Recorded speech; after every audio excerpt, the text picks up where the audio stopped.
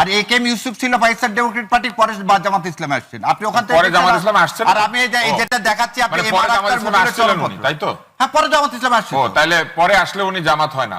না, ওই সময় কে ছিল? আপনি ওই সময় লোককে ঢুকাই দিবেন। আমি এখন যদি বলি তুষার ভাই এখন আপনি বিএনপির পক্ষে কথা বলতেছেন, আওয়ামী লীগের সাথে আপনি আওয়ামী লীগ ছিলেন। না, আওয়ামী লীগ ছিলেন, তাহলে কি জিনিসটা কি রকম হবে? না, আওয়ামী লীগের সময় আমি আওয়ামী লীগ ছিলাম না, এখন আমি বিএনপি। শুনেন, আপনি জয়ের ইয়ার নিছেন। হ্যাঁ, আমি নিছি। আপনি নিছেন, আবার বলেন না কথা।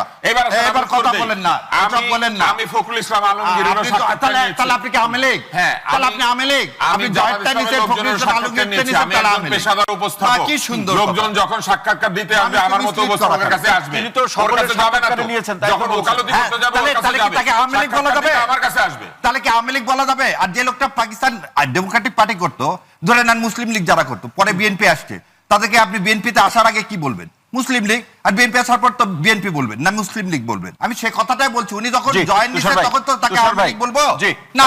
শাহরিয়ার ভাই, আপনার প্রশ্ন নিশ্চয়ই তুষার ভাই বুঝতে পেরেছেন। তুষার ভাই শুনতে চাই যে তুষার ভাই কেন ইন্টারভিউ নিয়েছেন, সেটার প্রশ্ন ছিল। হ্যাঁ, আমি কেন ইন্টারভিউ নিয়েছি এটা আমার ব্যক্তিগত প্রশ্ন। তিনি জানতে এগুলা চেয়েছেন হচ্ছে না, উনি এটা প্রথম জিনিস বোঝার চেষ্টা করেন। যখন তর্কে পাত্তা থাকে না তখন এগুলা জিজ্ঞেস করে। আপনি অমুক জায়গায় বাথরুমে গেছিলেন কেন? আপনার কি ডায়াবেটিস আছে? উত্তরটাই এটা হবে আর কি। না ভাই, আপনি কি তো এর মধ্যে দিলেন? আমি উত্তর দেই, আপনি মাঝখানে ঢুকেন না।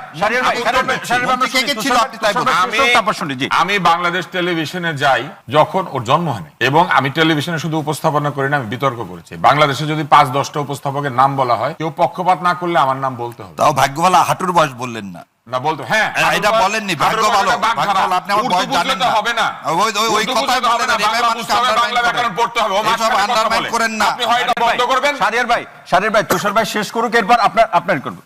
জি হাঁটুর বয়স একটা বাগধারা। হরলাল রায় পড়লে তো ভালো হতো, জ্যাকব পড়ে বাংলা ব্যাকরণ। সারাদিন জ্যাকব থাকলে আপনি লিখে রাখছে যে আমরা পরে সারাদিন জ্যাকব পড়ে, তো ভারতীয় বইপত্র পড়াশোনা করে, হরলাল রায় পড়ে নাই। হাঁটুর বয়স একটা বাগধারা, ঠিক আছে? এবং এই বাগধারা আমরা ছোটবেলায় পড়াশোনা করে পরীক্ষা দিয়ে পাস করে আসছি, অটো পাস না তো। এবার আসেন, আমি একজন বাংলাদেশের উপস্থাপক, আমার কাছে সাক্ষাৎকার দেয় নাই এরকম খুব কম লোকজন আছে। আমি কারো সামনে অনুষ্ঠান করি নাই এরকম খুব কম লোকজন আছে। কারো সাক্ষাৎকার নিলে সে তার দলে চলে যায় না। ইন্টারভিউ করে ল্যারি কিং, এজন্য সে রিপাবলিকান হয়ে যায় কিংবা অন্য কোনো পার্টিতে চলে যায়। ক্রিস্টিনা আমানপুর ইন্টারভিউ করে, তারে কেউ বলে উনি রিপাবলিকান না ডেমোক্র্যাট? একমাত্র বাংলাদেশে এক চোখ কানা এবং দল কানা লোকজন এইভাবে কথাবার্তা বলে। একটা উপস্থাপক, সে প্রফেশনাল উপস্থাপক, সে পয়সা নিয়ে উপস্থাপনা করে এবং এটা তার পেশা। এবং বাংলাদেশের সবচেয়ে হাইয়েস্ট পেইড উপস্থাপক যারা, তাদের মধ্যে আমি একজন। এখন আমার জবাব দিতে হবে, আমি কবে কার সাক্ষাৎকার নিছি? আমি কবে কার সাক্ষাৎকার নেই নাই? 2018 ইলেকশনে ফখরুল ইসলাম আলমগীর সাহেব শুধু আমাকে সাক্ষাৎকার দিচ্ছেন, আর কাউকে দেন নাই, কোনো সাংবাদিককেও ঢুকতে দেন নাই। এজন্য আমি বিএনপি হয়ে গেছি। একমাত্র আমি দুইটা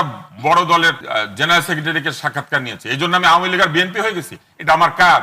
আজকে যদি কেউ আওয়ামী লীগের মালিকানা আছে, এরকম কোন টিভি চ্যানেলে চাকরি করে, তাহলে সে আওয়ামী লীগের হয়ে যাবে? এসালমের ফ্যাক্টরিতে যারা চাকরি করেছে তারা সবাই চোর। এই ট্যাগিং এর রাজনীতি, লোকজনের পিছনে একটা, ওই যে ছোটবেলা আমরা দেখতাম যে একটা ছাত্রছাত্রী হেঁটে দেয়, পিছিয়ে একটা কাগজ লাগায় দেয়। এই ট্যাগিং এর রাজনীতি হচ্ছে সবচেয়ে দুর্বল লোকেরা করে। রাজনীতি হবে আদর্শের, তর্কের, নৈতিকতা, রাজনীতি হবে যুক্তি। সেই সব রাজনীতি বাদ দিয়া যখন কথাবার্তায় দুর্বলতা দেখা দেয়, তখন বলতে থাকে আপনি তো অমুক, আপনি তো তমুক, আপনি তো জাহিদ গতদিন মান্নার দলের ছিলেন, আপনি তো বিএনপি হয়ে যাচ্ছেন। কি কারণে আমি বিএনপি হইতে যাবো, আর কি কারণে আমি আওয়ামী লীগ হইতে যাবো? আমি একমাত্র উপস্থাপক যাকে আওয়ামী লীগও ব্যান করেছিল, বিএনপিও ব্যান করেছে, এবং দুইটা দলই আমাকে টেলিভিশনে ঢুকতে দিত না কিছুদিনের জন্য। কি কারণে? এই কারণে যে এক দল সবসময় তার বিপক্ষে গেলে মনে করে সে আরেক দল, এবং এইভাবে বাংলাদেশটাকে ধ্বংস করা হয়েছে। এইভাবে সব জায়গাতে মেধাকে ঠেলে দিয়ে বলা হয়েছে তুমি আমার দল হইলে তুমি মেধাবী, আর তুমি আমার দল না হইলে তুমি অন্য কিছু। সামনে কি সেই ট্যাগিং বাড়বে না কমবে? সামনে সেই ট্যাগিং বাড়বে। কারা বাড়াবে? তারা যদি ক্ষমতায় যায়, যারা ট্যাগিং এর রাজনীতি করে, আর যারা করে না তারা ক্ষমতায় গেলে এটা বাড়বে না। জি, অসংখ্য ধন্যবাদ অদূত ভাই। শুনছিলাম যে বিকল্প শক্তির কথা বলছিলেন আতাউর রহমান ভাই, তার সূত্র ধরে আরেকটা লাইন যোগ করি, যে উকিল চোরের পক্ষে না সেই উকিল চোর। ভাই আমাদের কি উত্তর দিতে দিন?